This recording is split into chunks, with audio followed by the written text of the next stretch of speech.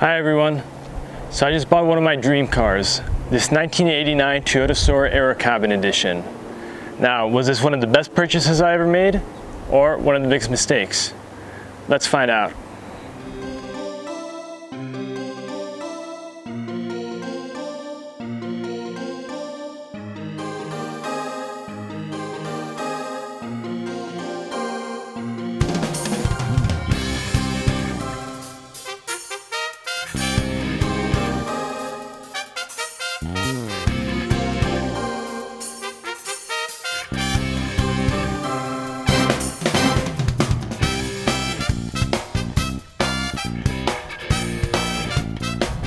So this here is a second generation Toyota Soarer, also known as the Z20 model. Now the Soarer and the Toyota Supra both share many similar drivetrain and different components, and they're built really on the same platform for each applicable generation. What differentiates the two is the Supra is the more sporty model, while the Soarer is the grand luxury GT touring car for Toyota. So think about the Supra as being the sporty model and the Soarer as the luxury. But this one is a very special model, and let's get into it.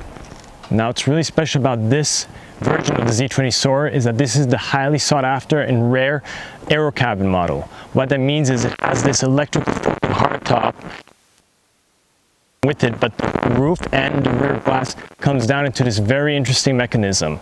And this was an extremely rare version of the car that was limited to just 500 produced, and I never really thought I'd get an opportunity to buy one because of its rarity.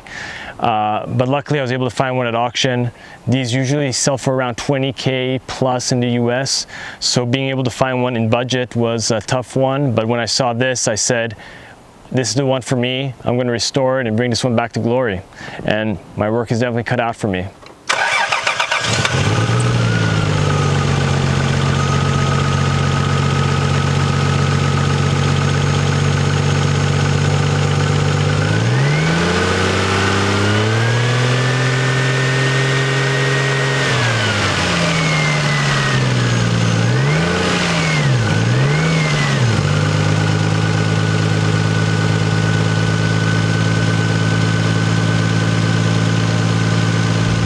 So actually, when I was first getting into importing JDM cars, when I was first getting interested in it about 5 years ago, I saw a Z20 Soarer and I said, wow, this car really hits all the right buttons for me. And I looked into the engine options and I wanted one with this, a 7M GT, the top of the line engine for this car. Only came on this limited version. Of course, the Aerocabin, so it's the fully decked one out and it has it.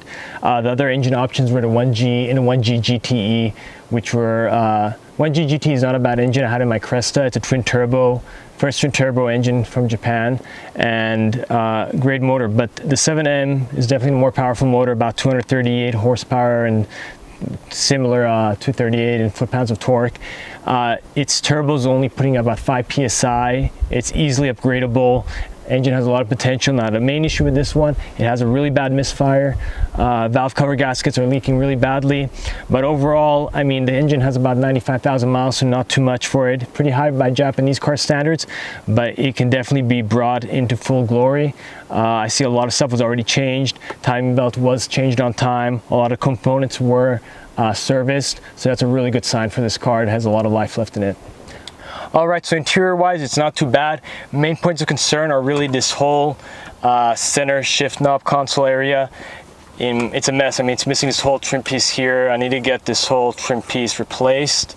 And also just to put it in gear, I have to hold onto the shift release lock and then actually press it all together and put it in. So I'm gonna hold off on that because I actually might turn this into a 5-speed swap. And while you could get the 5-speed in the 3.0 GT Limited, you cannot get into Aerocabin. Aerocabin was automatic only.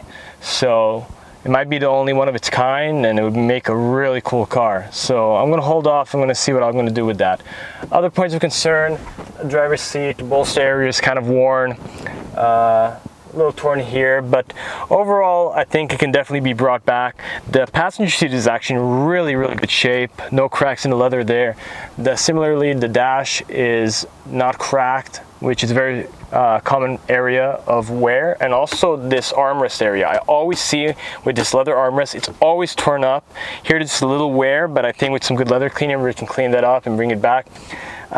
Worn here on the emergency brake boot kind of area, not too bad. I also like that it has this really cool receiver type stereo head unit, which I've seen this actually on a JDM Accord, and I think it's really cool. I think it's aftermarket, of course, but it really complements the interior, and I've always wanted one of these. It's so cool this one has it.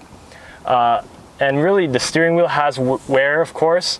Luckily it is the original steering wheel. I hate when they replace this wheel. It's such a cool wheel with all these buttons, really takes you to that 80s kind of luxury style. And once I get this interior cleaned up and restored, it's going to be like going back into Japan's bubble economy in 1989. And I just love those luxury JDM interiors of the 80s. Now on to the body. Now there's really no way to go around it. The car definitely needs a paint job. It's peeling from the hood, the roof, and the trunk, and the rest of the body is a little rough. Luckily I have a guy that's already spoke to, and he's probably going to be able to restore it back to its glory days. So it doesn't look like there's any damage in terms of the actual frame, and there's no rust on the car except for one area, which let me show you right now. So it's a little hard to see, but yeah, this whole exhaust system pretty much needs to go. Too bad it was a cool unit. Looks good, but it's just rusting all the way around. But luckily the rest of the car is completely rust free. So I guess this aftermarket unit was put on, didn't use the best materials, but usually exhaust is the first thing to rust over. So that's another thing we need to take a look at and replace. So there you have it. That was a brief look at my 1989 Toyota Soarer Aerocabin. I'm really grateful and thankful I was able to get this car. It's one of my dream cars, like I said previously, and it's one to check off the list. So if you want to stay up to date with this project, please subscribe. I'm going to have a lot more videos detailing the restoration on this car. It's going to be a really rewarding project once we get it back to its glory. And thanks a bunch for watching.